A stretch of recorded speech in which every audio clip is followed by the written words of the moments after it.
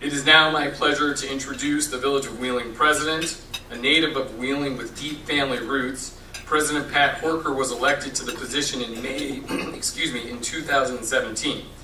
Prior to being elected village president, he served as an elected village trustee for 16 years. And during his tenure as a trustee, he served as acting village president through most of 2008. Please help me welcome the Honorable Pat Horcher.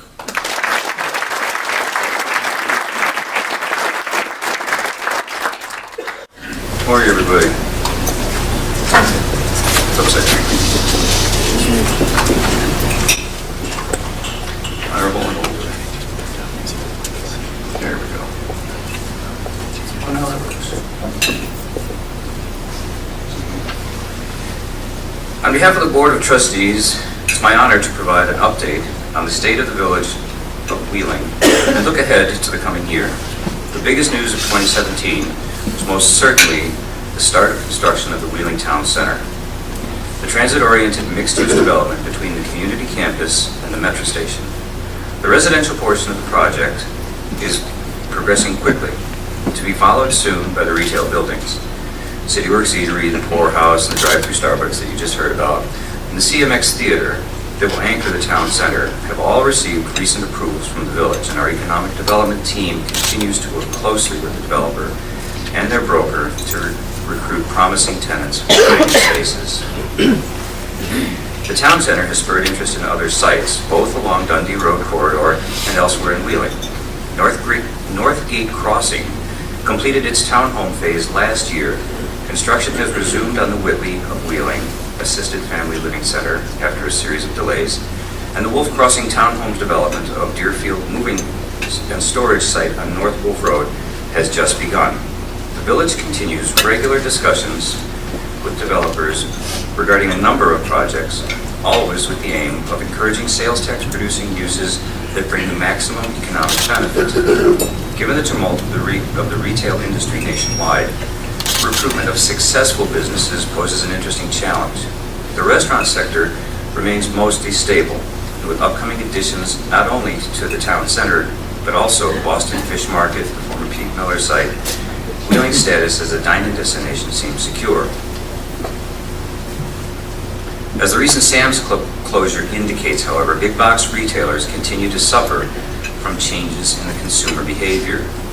From a planning and financial standpoint, the village will continue to adjust to these fluctuations as needed.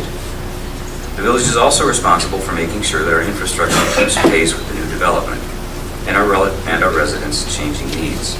In anticipation of the residential construction around the metro station, we partnered with the Illinois Department of Transportation on recently completed intersection improvements to improve the flow of traffic on Dudley Road. And we'll continue discussions with the Regional Transit Authority to see that our residents are appropriately served with the commuter rail and bus service.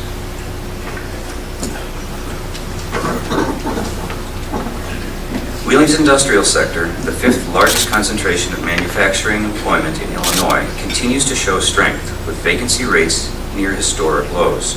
In fact, the past year saw speculative industrial development happen in Wheeling for the first time in decades. 181,000 square foot Wheeling Distribution Center on Northgate Parkway, south of Lake Hook Road, and an 84,000 square foot static industrial center at the former ABF site terminal. The village continues to support the industrial development through the responsible use of Cook County's 6B property tax abatements, and also works routinely with industrial interest groups and local educators to develop skilled workforce and promote the manufacturing as a career. A national spotlight recently fell on Wheeling High School's innovative entrepreneur program as one of its graduates, Martin, Dimitrov, appeared on ABC's popular television program, Shark Tank, and successfully won funding for snap clips as safe and effective means of affixing weights to barbells that he and his classmates developed. The village plans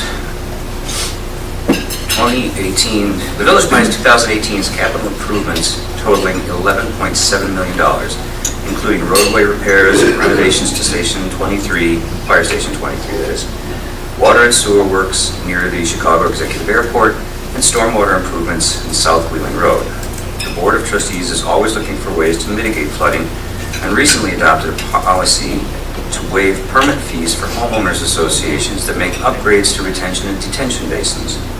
The village also finally closed a particularly difficult chapter in our ongoing struggle against flooding with the purchase of the site of Fox Point Mobile Home Community, much of which lies in the floodway of the Des Plaines River.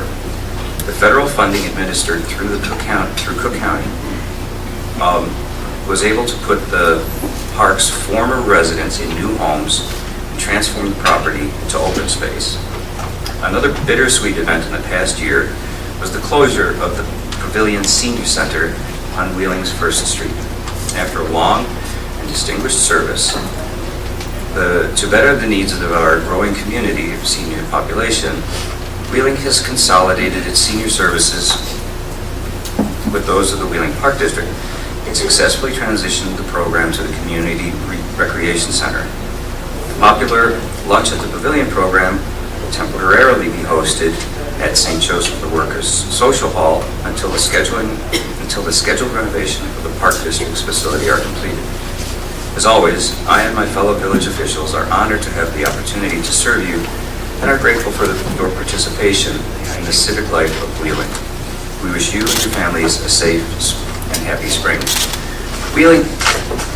Wheeling is a diverse community, and our people are absolutely who we are. But our economics, our industry, and our commerce are the heart that pumps the blood through our town. You guys pay the bills. Wheeling's Village Board is very much aware that we depend on you to make sure everything keeps going. Thank all of you for being businesses in Wheeling and deep in Prospect Heights. So thank you.